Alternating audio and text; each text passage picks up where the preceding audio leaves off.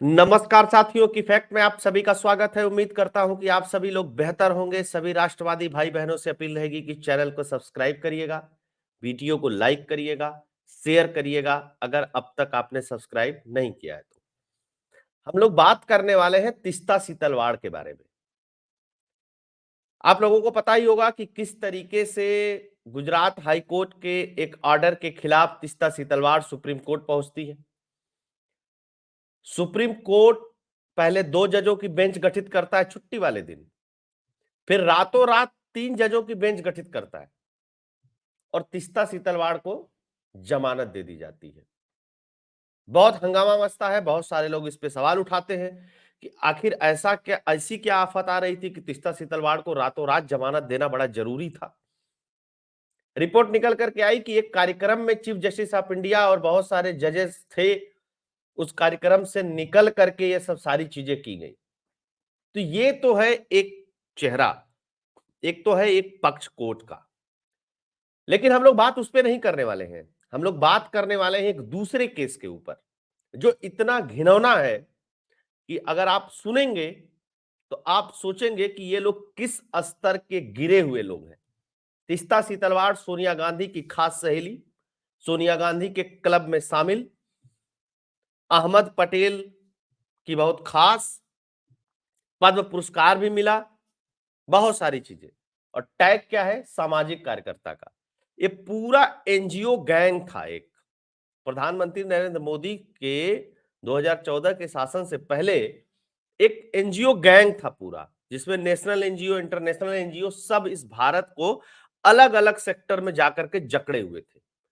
इन्हीं एनजीओ ने नरेंद्र मोदी के खिलाफ 2002 गुजरात दंगों को लेकर के जो अभियान चलाया, देश से लेकर के विदेश तक, वीजा नहीं देना है, यहां नहीं देना है, मौत का सौदागर, दुनिया भर की चीजें इन लोगों ने प्रोपोगेट की।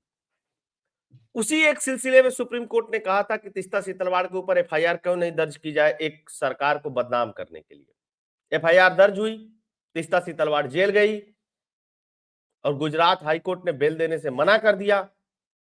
अब रातों रात इसी सुप्रीम कोर्ट ने बेल दिया। तो ये खेल क्या है भगवान जाने। लेकिन जो 28 कब्रों वाला मामला है, तीस्ता सीतलवाड़ ने सबूतों से छेड़छाड़ करने के लिए, नरेंद्र मोदी को फंसाने के लिए 28 लाशों को निकलवाया कब्र से। सोचिएगा, इस मामले में एफआईआर दर्ज है। अब कभी रईस खान पठान का बयान सुनिएगा, यूट्यूब पे अवेलेबल होगा, किसी न किसी चैनल पे जरूर होगा। रईस खान पठान तीस्ता सीतलवाड़ के इसी एनजीओ में 10 साल तक इनका सहयोगी रहा। उसने कहा था कि तीस्ता सीतलवाड़ तो गुजरात दंगों के गरीबों का कफन बेच करके खा गई। ये उसके सेंटेंस है। अगर आप लोग कहेंगे तो मैं वो लिंक डाल दूंगा वीडियो का खोज करके इसके कमेंट बॉक्स में। अब ये गुजरात हाई कोर्ट गई थी तीस्ता सीतलवाड़ कि ये केस को खत्म कर दिया जाए। गुजरात हाई कोर्ट ने इस केस को खत्म करने से मना कर दिया और जो टिप्पणी की उस पर भी बात करेंगे और इस केस के ऊपर भी बात करेंगे। कब्र खोद निकाले थे 2800, तीस्ता सीतलवाड़ को राहत देने से हाईकोर्ट का इनकार, राजनीतिक उत्पीड़न का रोना। कोर्ट बोला आजकल सब यही कह रहे हैं। कोर्ट में तीस्ता सीतलवाड़ के वकील ने कहा कि राजनीतिक रूप से फंसाया जा रहा है। कोर्ट ने कहा कि आजकल ये एक नया बहाना चल गया है, कोर्ट में आओ और कह दो कि हमको राजनीतिक रूप से फंसाया जा रहा है। उसके बाद क्या हुआ आगे? गुजरात हाईकोर्ट ने सोमवार 2 जनवरी 2024 को इशारा किया कि कथित सामाजिक कार्यकर्ता तीस्ता सीतलवाड़ पंडरवाड़ा कब्र खुदाई मामले में किसी प्रकार की राहत नहीं दी जाएगी। बता दें कि साल 2005 में गोधरा हिंसा के बाद पंचमहल जिले में पंडरवाड़ा के पास कब्रिस्तान से कब्र खोदने 28 शवों को निकालने के मामले में तीस्ता पर एफआईआर दर्ज है। 2002 का कांड 2005 में कब्र खोद करके निकालती है। और देश में किसकी सरकार होती है? मनमोहन सिंह की। मनमोहन सिंह की सरकार को ऑपरेट कौन करती है? सोनिया गांधी। इसी कांग्रेस पार्टी की सरकार होती है और सोनिया गांधी का सबसे करीबी अहमद पटेल, अब दो दुनिया में नहीं है, अहमद पटेल ने 30 लाख रुपए प्रोवाइड कराए थे उस जमाने में। आज से 18-19 साल पहले कि तुम लोग लगे रहो नरेंद्र मोदी को बदनाम करने में, पैसा और फंड तो हम प्रोवाइड कराएंगे। और सारे फंड आए थे पुनर्वास के लिए, किसी ने दिया था, किसी ने सहायता करने के लिए दिया था, वो सब तीस्ता सीतलवाड़ खा गई और उसका केस भी चल रहा है। इस संबंध में एफआईआर 2006 में हुई थी, लेकिन तीस्ता सीतलवाड़ का नाम 2011 में जोड़ा गया। इस एफआईआर में गुजरात पुलिस ने झूठे सबूत बनाने, असली सबूत नष्ट करने, कब्रिस्तान पर अतिक्रमण करने और धार्मिक भावनाओं को ठेस पहुंचाने का आरोप लगाया था। 2017 में तीस्ता सीतलवाड़ ने एक याचिका दायर की थी। टाइम्स ऑफ इंडिया की रिपोर्ट के अनुसार सोमवार 2 जनवरी 2024 को जब मामला सुनवाई के लिए आया तो जस्टिस दीपक भट्ट ने तीस्ता सीतलवाड़ के वकील योगेश रवानी से कहा कि रिकॉर्ड देखने के बाद मैं इच्छुक नहीं हूं जमानत देने के लिए। अदालत संतुष्ट नहीं है तुम्हारी दलीलों से। हो सकता है कि यह मामला सुप्रीम कोर्ट आए और सुप्रीम कोर्ट से बेल मिल जाए या सुप्रीम कोर्ट क्वेश कर दे। न्याय की बात लोग करते हैं, किस बुनियाद पे लोग न्याय की बात करते हैं। खैर, गौरतलब है कि 2005 में इस मामले में नगर पालिका ने तीस्ता सीतलवाड़ के NGO citizen for justice and peace, इसी citizen for justice and peace में, नाम कितना बढ़िया रखते हैं सब घपला घोटाला करने के लिए,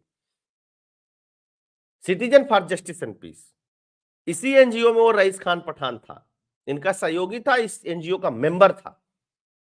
पूर्व कोऑर्डिनेटर रईस खान सहित 7 लोगों के खिलाफ शिकायत दर्ज की थी। हाईकोर्ट ने सीबीआई जांच का आदेश दिया था। इस मामले में रईस खान ने तीस्ता से अलग होने के बाद उनका नाम अपने बयान में लिया था, उसी के आधार पर उनका नाम एफआईआर में शामिल किया गया।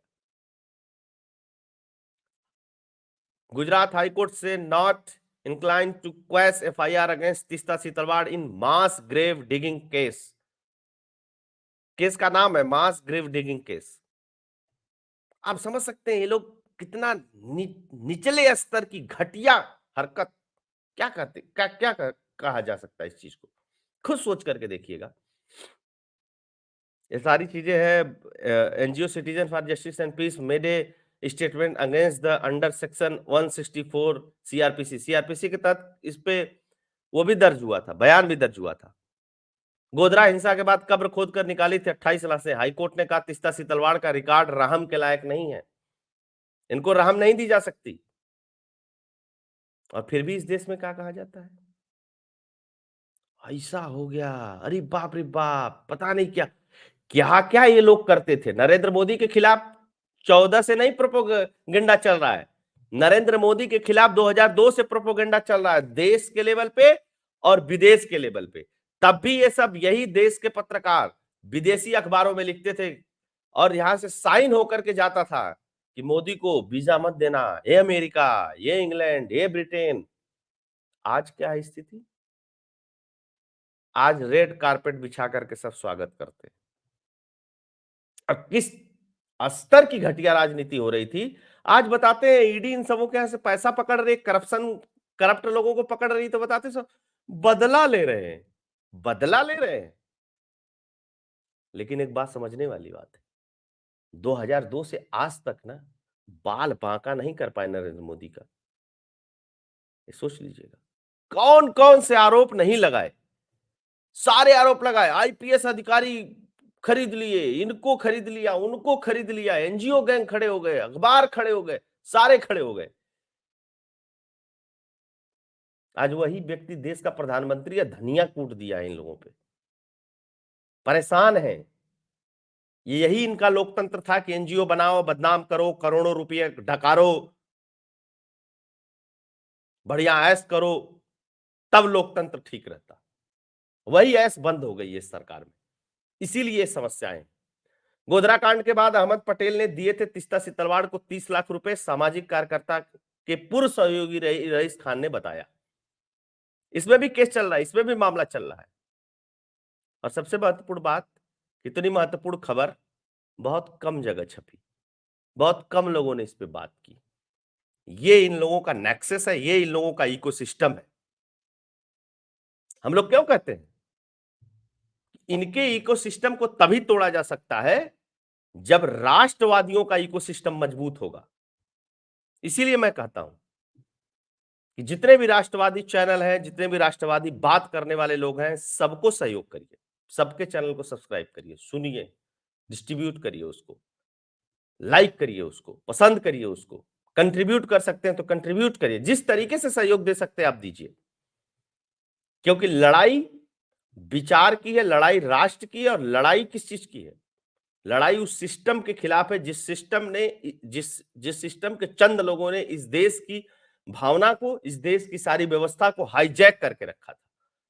अब देश उसके चंगुल से निकल रहा है तो इन लोगों को तकलीफ हो रही है।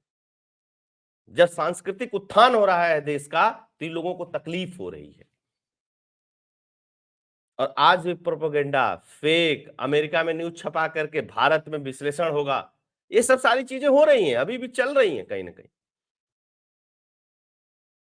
और फिर कहते हैं अभिव्यक्ति की आजादी पे ताला लग गया है, फलानवा गोडी मीडिया है, ठिकाना ऐसे है, वो वैसे है। तुम लोग कौन थे भाई? तुम लोग क्या करते थे? किस स्तर की राजनीति करते थे? बताइए। कब्र खोद करके निकाल लिया, 3 साल बाद निकाल लिया, और नई कहानी बनाने लगे उससे। तो होप दोस्तों ये वीडियो आप लोगों को पसंद आया होगा, एनालिसिस पसंद आया होगा। तो वीडियो इस चैनल के लिए कंट्रीब्यूट करिएगा, फोन पे, पेटीएम का नंबर स्क्रीन पे दिया हुआ है। आप लोगों से अपील रहेगी कि इस चैनल को सब्सक्राइब करिएगा, वीडियो को लाइक करिएगा, अधिक से अधिक लोगों तक शेयर करिएगा। आपके कोई प्रश्न होंगे तो आप नीचे कमेंट बॉक्स में जरूर लिखिएगा। जय हिंद, जय भारत, जय श्री राम।